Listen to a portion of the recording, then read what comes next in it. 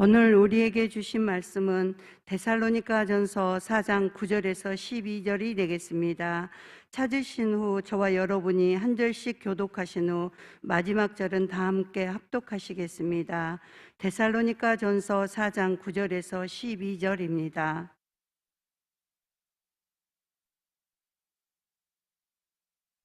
형제 사랑에 관하여는 너희에게 쓸 것이 없음은 너희들 자신이 하나님의 가르치심을 받아 서로 사랑함이라. 너희가 온 마게도냐 모든 형제에 대하여 과연 이것을 행하도다. 형제들아 권하노니 더욱 그렇게 행하고, 또 너희에게 명한 것 같이 조용히 자기 일을 하고 너희 손으로 일하기를 힘쓰라. 이는 외인에 대하여 단정히 행하고 또한 아무 궁핍함이 없게 하려 함이라. 아멘. 나의 힘이시여 내가 주께 찬송하오며, 하나님은 나의 요새이시며 나를 긍휼히 여기시는 하나님이심이니이다. 아멘. 그렇죠. 우리가 예배할 수 있고 찬송할 수 있고, 저번에 데살로니가전서를 나누면서 사도 바울의 그 자신감, 확신이 있었죠. 하나님은 나를 인정해 주신다. 이런 확신도 사실은 어디에서부터 출발할까요? 우리를 긍휼히 여기시는 분, 우리를 불쌍히 여기시는 분, 그 하나님의 은혜로부터 시작하는 줄 믿습니다. 하나님이 우리를 긍휼히 여기시니 그러한 확신도 들고, 하나님이 우리를 불쌍히 여기시니 우리를 용서해 주시고 사랑하시고 그 앞에 우리가 나와 예배할 수 있고 기도할 수 있는 거죠. 하나님이 먼저 이끌어 주셨고 하나님이 우리를 불쌍히 여기시니 그 모든 게 당연한 겁니다. 모든 출발점은 하나님의 긍휼이라 할 수 있겠죠.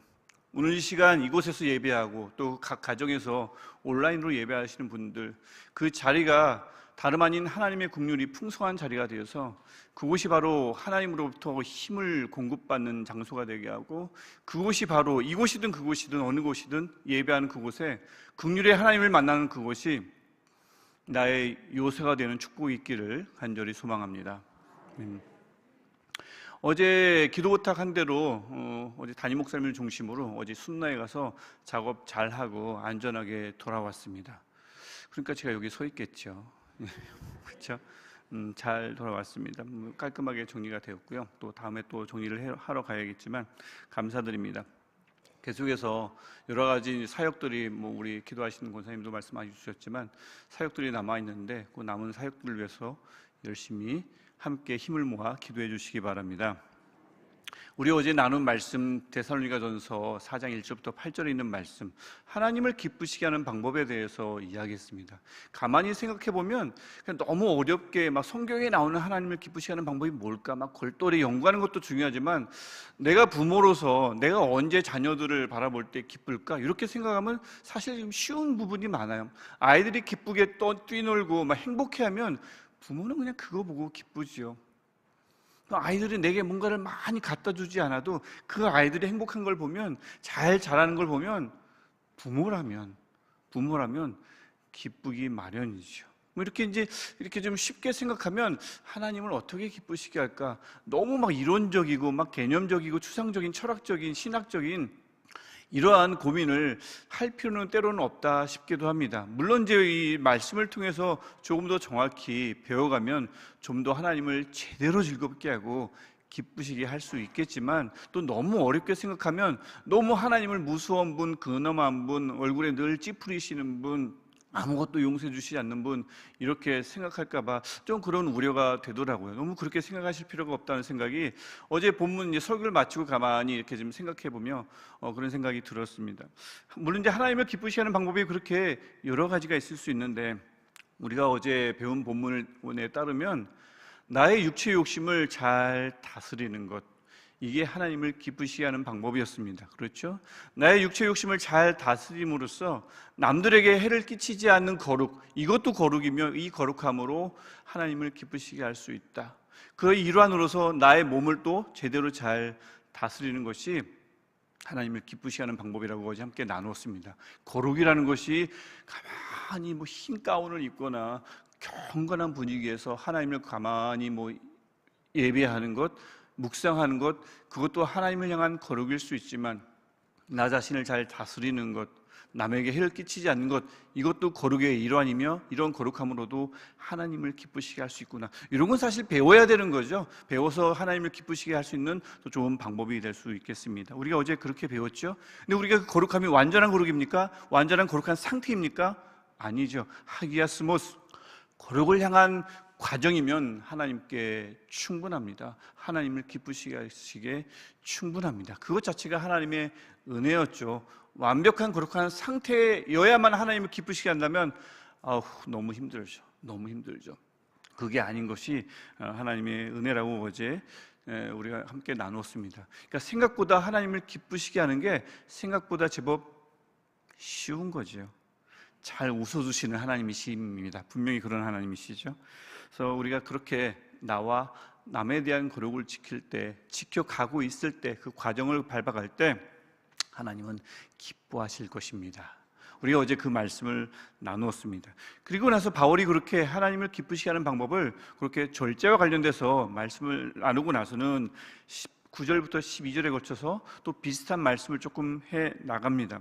본문 구조는 이제 4절인데 9절부터 10절, 11절부터 12절 반으로 뚝 나누는 구조로 이루어져 있습니다. 9절부터 10절을 보면 형제 사랑에 관한 말씀이 쭉 나오는데 사도 바울이 이렇게 얘기합니다. 형제 사랑에 대해서는 9절에 보면 아무런 할 말이 없는 것처럼 너에게 쓸 것이 없음은, 이 표현은 뭐냐면 너희들 너무 잘하기 때문에 더 이상 할 말이 없다. 무슨 말을 곁들이면 그게 바로 잔소리다. 이런 뜻입니다. 너에게 쓸 것이 없으면, 얼마나 서로 사랑을 열심히 했는지 그 사랑을 서로에게도 하고 또 모든 교회에게도 했다고 10절을 보면 그렇게 언급이 되어 있죠. 얼마나 사랑했길래 할 말이 없을 정도로 그들이 사랑했을까요? 모든 교회를 뛰어넘어서 사랑했단 말입니다. 그 어린 교회가 말이죠. 오랜 신앙생활을 해서 사랑한 게 아니라 그 어린 교회가 그렇게 사랑으로 유명할 뿐만 아니라 사도 바울이 얼마나 깐깐하면 얼마나 깐깐하겠어요. 눈에 보이는 게 많을 텐데 더 이상 할 말이 없을 정도로 사랑했다라고 얘기합니다. 사실 그들은 진짜 그런 사랑으로 유명했어요. 고린도후서 8장 1절부터 2절을 보면 여기 이제 마게도냐 교회들이 나오는데, 마게도냐는 데살로니가를 포함한 빌립보, 베레아를 포함한 그 일대의 모든 교회들을 가리킵니다. 그러니까 이 마게도냐에 있는 그 교회들이 저렇게, 한번 함께 읽어보실까요? 1절과 2절 함께 읽어보겠습니다. 형제들아, 하나님께서 마게도냐 교회들에게 주신 은혜를 우리가 너희에게 알리노니 환난의 많은 시련 가운데서 그들의 넘치는 기쁨과 극심한 가난이 그들의 풍성한 연보를 넘치도록 하게 하였느니라. 아멘. 여기서 말하는 연보는 헌금만이 했다는 건 아닙니다. 여기서 연보는 물론 헌금의 일종이긴 하지만 당시의 헌금은 우리 모금에 가깝고, 그래서 헌금의 기본 기능은 이 어려운 교회가 특별히 있지 않게, 너무 풍성하게 해서 남는 교회가 있지 않게 평균케 하는 목적을 가진 것이 헌금이었고, 그것이 모금의 일종이었습니다. 이 데살로니가 교회를 포함한 마게도니아 교회가 막 남아 돌아가지고 풍성한 연보를 한 게 아니죠. 환난의 많은 시련 가운데서 넘치는 기쁨과 극심한 가난 가운데서도 풍성한 연보를 했다. 데살로니가 교회를 포함한 마게도니아 교회에게 하는 사도 바울의 칭찬이죠. 그러면서 고린도 교회요, 넉넉한 교회요, 신경 좀 써봐라. 이게 고린도후서 8장 1절 2절의 말씀인데, 그만큼 데살로니가 교회가 어려운 가운데서, 극심한 가난 가운데서, 혼란 가운데서 풍성하게 주변을 이미 도왔음을 알 수가 있죠. 그러고 보면 참 확실히 사랑의 수고의 사랑은 신앙의 연소와 상관이 없다는 것을 알 수가 있습니다. 여러분, 데살로니가 전서 이렇게 후서를 읽으면서 어떤 생각을 보통 하시면서 읽게 될까요? 지금까지 많이 사실 읽으셨던 본문이잖아요. 어떤 느낌을 가지십니까? 여러 가지 사도 바울의 가르침이 있죠. 하나님의 가르침이 있습니다. 그것도 중요하지만 전체를 읽어갈 때 먼저 우리 속에, 제 속에도 그런 마음이 자꾸 드는데 부끄러움입니다. 생긴 지 얼마 됐다고, 뭘 배웠다고, 지도자도 없는데 그 몇몇 교인들이 뭉쳐가지고 1개월, 2개월, 3개월, 4개월, 5개월, 그 믿어봐야 그 정도밖에 안 되는 교인들이 뭉쳐가지고 그 온 교회를 돕고 말이죠. 풍성한 연보로 돕고 말이죠. 모든 환난 가운데서 그렇게 서로 사랑하고 말이죠. 이게 막 이런 사랑이 있구나. 하나님을 기쁘시게 하는 방법은 이런 방법이구나. 오묘하네. 이런 것도 좋지만 부끄러움입니다. 저도 모태 신앙이니까 50년 이상 하나님을 믿어왔지 않습니까? 부끄러움입니다. 저는 50년인데 이들은 5개월이에요. 기껏해야 5개월. 근데 읽어가면서 많은 어떤 배움을 얻는 것도 중요하지만 읽으면 읽을수록 나는 도대체 뭔가라는 이런 느낌을 가지면서 읽어야 되는 서신이 특별히 데살로니가 전후서입니다. 후서도 얼마 있지 않아서 쓰인 서신이기 때문에 전서를 보내고 나서 그 데살로니가 전후서야말로 우리를 계속해서 들여다보는 그런 서신이, 들여다보게 하는 서신일 수 있지요. 그래서 확실히 이 사랑이라는 것은 신앙 연수와 신앙의 경력과 아무런 상관이 없다는 것을 데살로니가 전서를 통해서 우리가 다시 한번 볼 수가 있습니다. 그 비결이 무엇일까요? 그 비결이 무엇이길래 데살로니가 교회가 그렇게 형제의 사랑에 대해서는 사도 바울이 말을 더할 필요가 없을 정도로 그렇게 열심히 사랑을 했을까요? 본문 9절을 보면 이렇게 나옵니다. 그들이 하나님의 가르침을 받아서 사랑했다. 데오 디닥토스, 하나님의 가르침을 받아 서로 사랑했다고 하죠. 데오는 하나님입니다. 디닥토스, 가르침을 받음이란 뜻입니다. 하나님의 가르침을 받아 서로 사랑했다. 이렇게만 보면 데살로니가 교회는 뭔가 사랑에 대해서 깊고 오묘한 비결을 배웠나 보다라고 생각할 수 있지만, 여러분 상식적으로요, 사랑이라는 것이 꼭 비결을 알아야 사랑하게 됩니까? 우리가 지금 살펴봤지만 데살로니가 교회가 공식적으로 가르침 받은 것 몇 번이요? 3번밖에 배우지 않았습니다. 회당에서 딱 3번 배웠습니다. 그걸 봐도 그렇고 우리가 그냥 기본적으로 사랑이란 이런 이 개념을 떠올려 보더라도 굳이 많이 공부하지 않더라도, 연구하지 않더라도 사랑은 실천할 수 있는 거죠. 그게 그렇게 어려운 게 아닙니다. 사랑하기 위해서 막 세미나 해야 되고 성경 공부를 깊이 해야만 난 이제 누구든 사랑할 준비가 됐어. 어떤 분들은 그런 사랑을 그렇게 해야만 사랑하실 수도 있겠지만 사랑은 그렇지 않죠. 저도 옛날에 어떤 분으로부터 들은 이야기입니다. 제가 직접 본 얘기는 아니고, 막 예배가 진행 중인데 예배를 드리다 보면 꼭 이게 늦게 오는 분들이 한두 번씩 있지요. 늦게 오면 꼭 이제 자리가 이제 없을 때가 있는데, 그러면 좀 누군가가 자리를 양보해 줘야 되죠. 우리 교회는 안내하는 분들이 굉장히, 제가 여러 교회를 다녀봤지만 우리 교회는 정말 안내하는 분들이 정말 민첩하고 재빠르고 막 눈도 밝고요, 정말 넓더라고요. 시야가 얼른 안 쳐주시기 때문에 그것 때문에 막 주춤거리고 예배를 방해하거나 그런 일들이 없는데, 이제 어떤 그 예배 그 장소에서 제가 들은 이야기, 예배 장소에서 어떤 분이 늦게 왔어요. 늦게 왔는데 자리가 없대요. 자리가 없었는데 저쪽에 보니까 한 자리가 남아 있는데 하필이면 중앙이에요. 지금 가장자리가 남으면 좋은데 중앙에 남았을 때 어떻게 해야 돼요? 좀 이렇게 좀 들어가거나 아니면 좀 안으로 좀 이렇게 좀 들어가 주세요 해야 되는데, 어쩔 수 없이 들어가 주세요 부탁했더니 그 예배 드리는 분이 막 신경질을 냈대요. 예배 시간에 일찍 와야지. 막 이제 크게는 얘기 못하고 눈으로 다 욕하는 거죠. 막 이렇게 막 욕하는 거죠. 일찍 와야지 막 하면서 막 신경질 내가지고, 이분이 늦게 온 분이, 물론 늦게 온 건 잘한 건 아니지만 너무 미안해가지고 막 죄송합니다 하는데도 그분이 그렇게 막 힘들어했다고 막 신경질 내고 뭐 그랬다고, 나중에 그거를 이제 어떤 분한테 얘기를 하면서 그 이야기가 공개가 됐던 걸 제가 들은 거예요. 그래서 이제 막 신경질 내는 가운데 그분은 미안한 마음에 하루 종일 좀 마음도 무겁고 막 그랬다는데, 재밌는 건 뭐냐면 그 예배가 무슨 예배였냐면 세미나 하면서 하는 예배였대요. 무슨 세미나였겠어요? 사랑 세미나. 사랑 세미나였는데, 그렇죠? 확실히 사랑이라는 것은 배워서 되는 게 아니구나. 저 그때 그 얘기 들으면서 막 사람들 막 웃고 난리 났지만 웃고 나서는 뭔가 찔리는 거죠. 이게 배워야만 알 수 있는 것도 있고 그래야만 실천 가능한 것도 있지만, 배우지 않아도 그냥 간단한 말씀만으로도 실천할 수 있는데, 뭔가 실천하기 싫으니까, 실천하고 싶지 않으니까 뭔가 나를 좀 감동시켜봐, 나를 좀 움직이게 해봐, 그러면 한번 움직여 볼게. 이런 심리가 때로는 우리 안에서 나도 모르게 작동할 때가 있는 것 같습니다. 굳이 막 깊이 배우지 않아도 당장 실천할 수 있는 것들이 많거든요. 근데 가만히 있으면서 나를 좀 움직여주면 내가 한번 해볼게 라는 심리가 이상하게 불끈불끈 샘솟을 때가 있는데, 특별히 사랑에 대해서 그럴 가능성이 있다는 생각이 듭니다. 그렇죠. 사실 우리가 하나님의 이 말씀을 배워서 살거나 살지 못하거나 하는 문제는 어쩌면 그 말씀의 깊이가 작용될 때도 있지만, 사실은 말씀의 깊이나 배움의 깊이보다는 관계 문제일 때가 있죠. 하나님과의 관계 문제 말입니다. 사랑과 같이 특히 손쉬운 실천 문제 같은 경우는 관계 문제일 때가 있죠. 왜? 사람과 사람과의 경우도 마찬가지지요.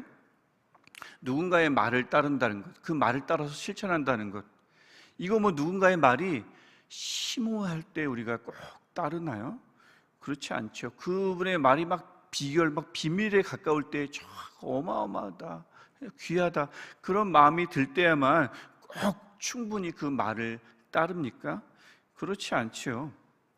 그분을 내가 신뢰하게 되고 그 사람을 내가 사랑하는 그런 관계가 이미 형성되어 있으면 그분의 말을 신뢰하며 따르게 되어 있죠. 누군가가 그런 관계도 형성되어 있지 않은데 권위를 이용하고 이 신분을 이용해서 이야기를 할 경우 따르긴 하죠.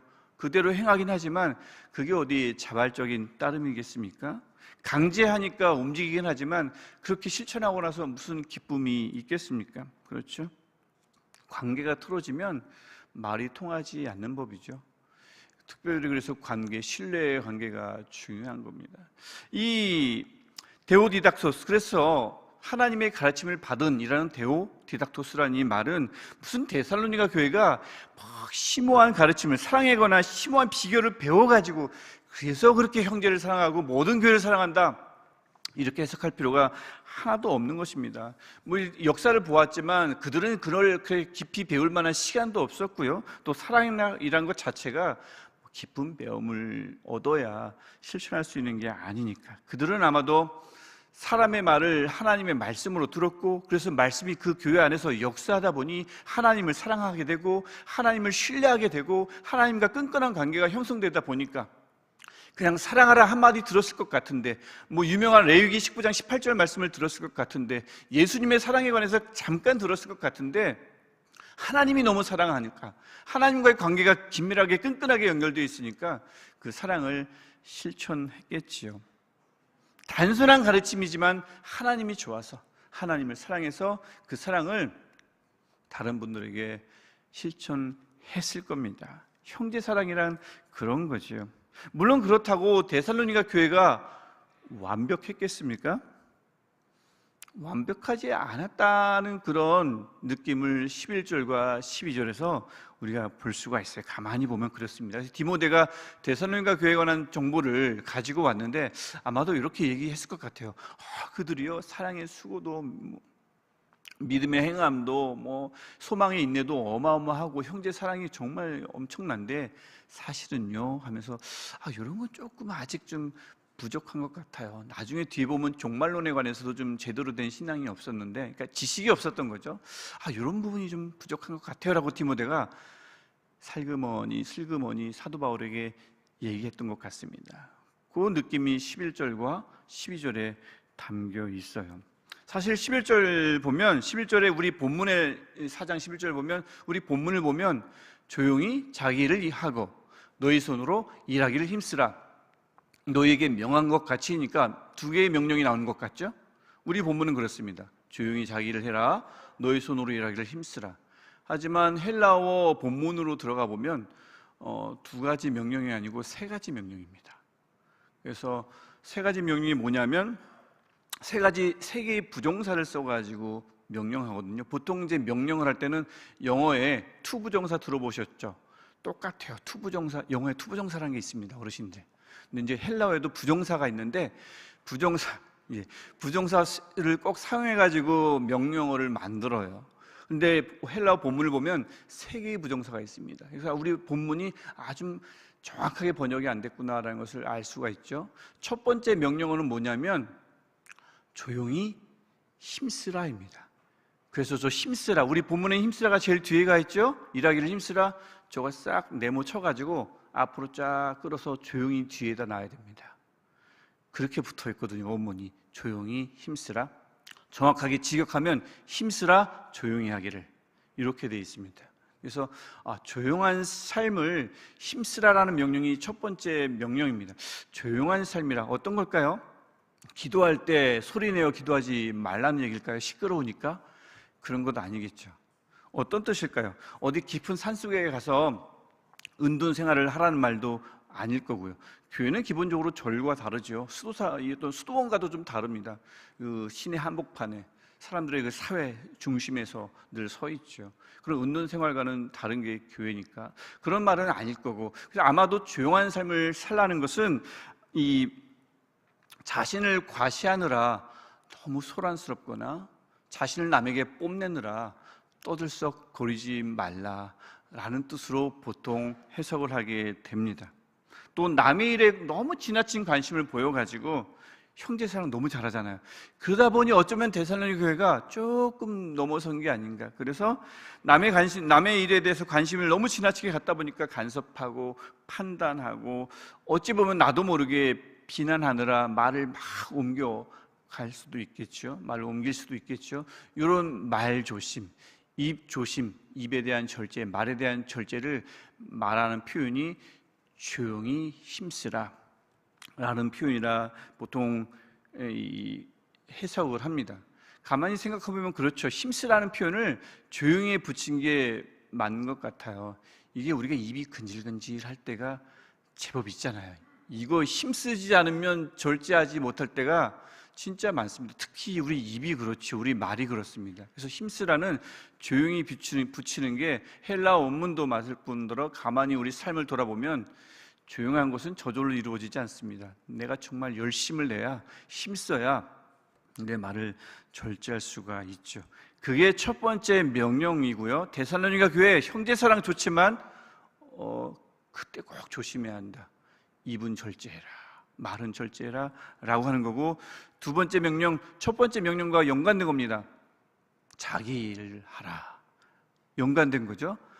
말 절제하고 너무 형제사랑은 좋은데 남의 일에 너무 관심을 갖다 보니 그것에 너무 신경 쓰고 그러지 말라는 거고, 자칫 잘못해서 가면 자기 일을 하라니까 내가 맡은 부서, 내가 소속된 구역만 열심히 하면 되지 그런 말은 아닙니다. 첫 번째 명령과 연결된 말 조심하라와 연결된 명령어이지 부서이기주의, 집단이기주의, 내 부서를 위한 거니까 공동체 의식이죠. 하기 쉽지만 그게 때로는 부서이기주의로 연결되거든요. 남의 부서는 신경 쓰지 않아요. 내 부서만 잘 되면 돼요. 내 구역만 잘 되면 돼요. 그렇지 않죠. 그래서 저 자기 일을 하라는 것은 그런 어떤 부서이기주의, 집단이기주의를 부추기는 말씀이 아니라 첫 번째 명령과 연결된 말조심, 입조심하면서 남의 일에 너무 간섭하지 말고 내 일에 충실하라 라는 말이죠. 남의 일에 배나라 감나라 거기까지 넘어가지 말라는 겁니다. 베드로가 이런 것 때문에 예수님께 한번 크게 혼난 적이 있어요. 요한복음 21장 21절 22절을 함께 읽으실 텐데 이거 한번 같이 한 목소리로 읽어보겠습니다.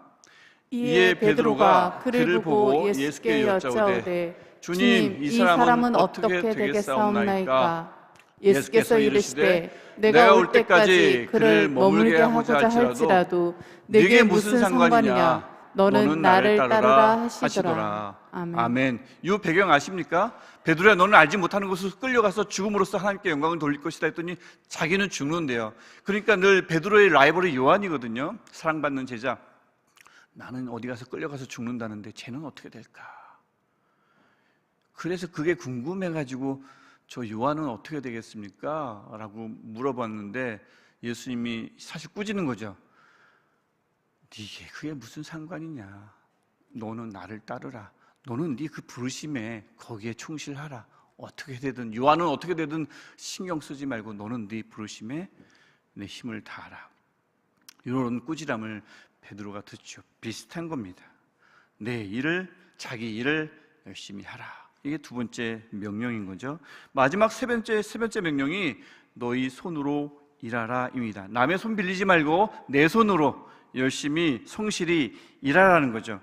당시 어떤 또 주목받던 어떤 철학파가 있었는데 그 철학파들이 꼭 구걸하는 삶의 방식을 그게 가장 자연스러우며 그게 가장 이성적이며 신이 원하는 방법이라고 가르치고 다녔어요. 견유학파가. 그런데 어쩌면 그 가르침을 꼬집는 어떤 말씀일 수도 있겠지만 그것보다는 데살로니가 교회가 어쩌면 많은 사람들은 그렇지 않았겠지만 일부가 남에게 좀 쉽게 의존하거나 특별히 어쩌면 믿은 지 얼마 안 되는 분들은 아무래도 이제 의존할 수밖에 없는데 그게 삶까지 연결을 돼가지고 그런 삶의 방식이 몸에 익었거나 그래서 사도 바울이 자기 일을 하라, 그 다음에 남에게 의존하지 말고 너희 손으로 일하라 라고 이야기하는 거죠. 사도 바울도 사실 데살로니가 전서 2장 9절에서 우리가 보면 우리가 이미 읽었던 본문이지만 밤낮으로 일했던 이유가 너희 아무에게도 폐를 끼치지 않으려고 사도 바울이 자기 스스로 열심히 자기 손으로 일했죠. 교회에게 의존하지 않았습니다. 폐 끼치지 않으려고. 물론 빌립보 교회로부터 헌물을 받긴 했지만 그것은 턱없이 부족했는데도 계속 요구하지 않고 자기 손으로 일했던 것을 볼 수가 있죠. 이렇게 세 가지 명령을 사도 바울이 데살로니가 교회에게 한 겁니다. 형제 사랑하고 다른 사람을 돌보고 아끼는 것 좋은데 너무 잘하고 있는데 그래서 내가 더 이상 할 말은 없지만 자신에 대해서는 조금 더 조심할 필요가 있겠다라는 거죠. 자기 절제에 대해서는 조금 더 유의할 필요가 있겠다. 남은 잘 섬기는데 자신에 대해서는 조금 더 조심해라. 이게 이제 축약하면 그런 말이 되겠습니다. 내 입을 조심하고 내게 주어진 일에 충실하고 내 손으로 일하고. 이렇게 남에 대해서 신경 쓰다 보니까 자신을 제대로 절제하지 못하고 제어하지 못할 가능성이 있었고 어쩌면 실제로 그런 현상이 나타났다는 소식을 디모데로부터 듣고 사도 바울이 이렇게 이야기하는 거죠. 그렇게 그들이 세 가지 명령을 지키면 이러한 결과가 나타난다, 아니면 이것은 이러한 목적 때문에 내가 명령한 것이다 라고 하는 것이 12절입니다 12절에는 그 두 가지 결과가 나타나는데, 아니면 목적이 나타나는데, 제가 왜 목적과 결과를 동시에 이야기하냐면 헬라어 본문 자체가 목적인지 결과인지 알 수 없을 때가 너무나 많아서 그렇습니다. 그래서 목적이기도 하고 결과이기도 한데 그 12절이 그렇습니다. 그렇게 해야 외인에 대하여 단정히 행하지, 이런 말도 되고, 그렇게 하는 이유는 외인에 대하여 단정히 행하게 하기 위함이다, 이런 말씀일 수도 있습니다. 데살로니가 교회는 이 말씀이 굉장히 중요한 말씀입니다. 왜냐하면 데살로니가 교회의 주변의 사람들은 폭력적입니다. 기억나시죠? 사도 바울을 죽이려고 사도 바울은 그곳을 떠났는데도 따라갔던 사람들이에요. 그 데살로니가 교회에 그 사람들이 다시 돌아왔겠죠. 사도 바울을 죽이지 못하고는 계속 밖에서 생활할 수 없으니까 다시 돌아왔겠죠. 돌아와서 뭐 하겠습니까? 바울 없으니까 됐어 라고 했을까요? 그들이 사도 바울과 일행이 남기고만 교회를 계속 핍박했겠죠. 바울은 못 죽였지만 내가 저들은 죽이리라, 그러지 않았을까요? 그런 상황에 놓인 교회가 정말 절실히 필요한 게 뭐였겠습니까? 그들에 대해서 잘하는 겁니다. 그들의 마음을 사는 거겠죠. 그들로부터 칭찬받고 인정받는 거겠죠. 그래서 첫 번째 그 목적이며 결과가 굉장히 데살로니가 입장에서는 굉장히 중요한 겁니다. 그들과 원만한 관계를 맺기 위해서, 그리고 나중에는 그들도 교회 안으로 끌어야죠. 그들도 하나님의 나라 안으로 인도해야 되지 않습니까? 그런 걸 생각해 보면 이 세 가지 명령을 지키는 것이 굉장히, 특별히 데살로니가 교회에게는 굉장히 중요했습니다. 두 번째는 그렇게 내 일을 열심히 하고 내 손으로 일해야 아무 궁핍함이 없지요. 그게 목적이기도 함과 동시에 당연한 결과이기도 합니다. 이게 이제 9절부터 12절에 나오는 내용이에요. 데살로니가 교회는 참 희한하게도, 그리고 우리 자신을 부끄럽게 만들기 충분할 정도로 형제 사랑에 대해서는 사도 바울이 더 이상 할 말이 없을 정도였습니다.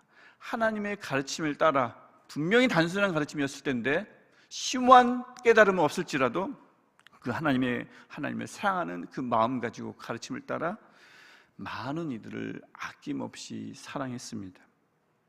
다만 그들은 자신을 좀 더 절제할 필요가 있었던 거죠. 교회가 불필요하게 목소리를 내거나 어떤 일에 대해서 말을 절제하지 않는 것이 좀 필요했고, 부지런히 자기 맡은 일에 충실할 필요가 있었죠. 내게 무슨 상관이냐? 너는 나를 따르라. 비슷한 말씀이 되겠습니다. 남에게 미루거나 무작정 떠밀지 않고 내게 맡긴 것 내 손으로 열심히 할 필요가 데살로니가 교회에 있었지요. 그러면 교회 안은 당연히 건강해질 테고, 그런 건강한 교회가 당연히 주변에 소문나면 처음에는 박해받겠지만 결국 그들도 교회 안으로 돌아오지 않겠나? 이게 사도 바울의 생각이며 하나님의 뜻이었습니다. 왜냐하면 교회는 늘 데살로니가 교회뿐만 아니라 사실 교회는 늘 교회 밖을 신경 써야 되거든요. 교회 안만 신경 쓰면 안 됩니다. 교회 밖을 신경 써야 합니다. 교회는 교회 밖을 늘 필요로 하는 존재고, 교회는 교회 밖이 늘 필요로 여기는 존재이기 때문에 그렇습니다. 교회는 늘 교회 밖을 신경 써야 되고, 그래서 사도 바울은 데살로니가 교회에도 특별히 그들에게 부탁했던 거죠. 우리가 같이 기도했으면 좋겠습니다. 우리가 데살로니가 전서를 읽으면서 늘 부끄러워야 한다고 제가 아까 서두에 말씀드렸는데, 어떤 거겠습니까? 너에게 쓸 것이 없음은, 만약 하나님이 우리에게 편지를 보내신다면 그 편지 내용 중에 딱 그 앞절이 내가 누구누구 어떤 구역, 어떤 교구, 어떤 교육부서에게 쓸 것이 하나도 없음은, 그 다음에 뭐가 나왔으면 좋겠습니까? 뭐가 나올 수 있겠습니까? 넌 너무 잘한다. 하나님께서 이거에 대해서 내가 더 이상 정말 할 말이 없다. 나도 잔소리하기 싫다. 너무 잘하는데 뭘 할 때 그 내용이 무엇일까요? 무엇일 수 있을까요? 간절히 바라기는 우리도 그 항목에 형제 사랑이 들어갔으면 좋겠습니다. 어느 교구요, 어느 누구요, 어느 교육부요, 너에게 쓸 것이 없으면 형제 사랑에 대해서는 정말 쓸 것이 없다. 이런 하나님의 말씀을 듣는 저와 여러분 되었으면 좋겠습니다. 남에 대해서는 그렇게 더 이상 쓸 것이 없는 사랑을 베풀고, 또 우리에 대해서는 제대로 절제하고 제어하는 저와 여러분이 된다면, 우리 시내가 푸른나무 교회가 외인으로부터는 좋은 칭찬 받으며 원만한 관계를 맺을 거고요. 결국 그들 계속 밖에 있으니까 교회 안으로 들어올 줄 믿습니다. 또 우리 안에 궁핍함이 없는 은혜가 있을 줄 믿습니다. 우리 그렇게 너에게, 우리 손을 들고 기도할 텐데, 너에게 쓸 것이 없음은 이라는 하나님의 말씀을 하나님 제가 듣게 해주세요. 적어도 형제 사랑에 대해서는 내가 너에게 쓸 것이 없다라는 말씀을 듣는 내가 되게 해주세요. 하지만 그 동시에 나 자신을 잘 제어할 수 있게 해주세요. 그래서 나도, 우리 교회도 세상에 좋은 소문 나고 세상으로부터 칭찬받으며 원만한 관계 유지하며 궁핍함이 없는 삶을 살 수 있게 해주세요. 우리 말씀 생각하면서 이렇게 기도하고, 또 우리 다음 세대를 위한 여름 사역, 또 무무대 세례식도 있죠. 여러 가지 사역들을 위해서도 함께 주님을 3번 부르시고 간절한 마음으로 기도하겠습니다. 주여, 주여, 주여. 하나님, 우리에게 쓸 것이 없음은 이라는 말씀을 듣는 누구가 되면 좋겠습니다. 내게 부족하지 않은 것이 무엇입니까? 하나님, 신앙생활을 하며 오랜 세월, 5개월이 아니라 1년, 10년, 수십 년을 신앙생활하면서 내게 부족하지 않다라고